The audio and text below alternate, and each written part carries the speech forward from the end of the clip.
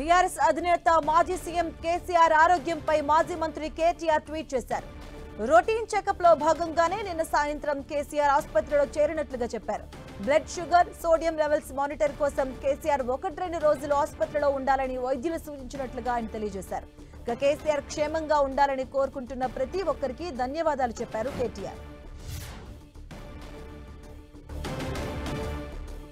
KCR health issue గురించి KTR tweet చేయడం జరిగింది. బీఆర్ఎస్ అధినేత మాజీ సీఎం కేసీఆర్ ఆరోగ్యంపై మాజీ మంత్రి కేటీఆర్ ట్వీట్ చేశారు. రొటీన్ చెకప్ లో భాగంగానే నిన్న సాయంత్రం ఆయన హాస్పిటల్లో చేరినట్లుగా తెలియజేశారు కేటీఆర్. రైట్గా blood sugar, sodium levels monitoring కోసం 1-2 రోజుల ఆసుపత్రిలోనే ఉండాలని వైద్యులు సూచించారు. ఈ నేపథ్యంలోనే ఆయన ఆసుపత్రిని విజిట్ చేసినట్టుగా తెలుస్తుందంటూ ఆయన ట్వీట్ చేయడం జరిగింది. అలాగే కేసీఆర్ క్షేమంగా ఉండాలని కోరుకుంటున్న ప్రతి ఒక్కరికి కూడా ధన్యవాదాలు చెప్పారు కేటీఆర్.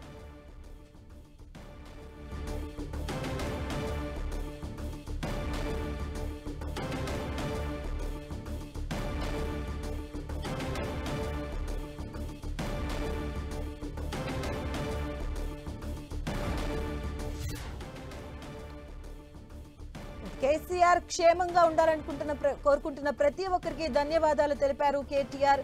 కేసీఆర్ హెల్త్ ఇష్యూ పైన ఆయన ట్వీట్ చేయడం జరిగింది. కేసీఆర్ ఆరోగ్యంపై కేటీఆర్ ట్వీట్ చేశారు.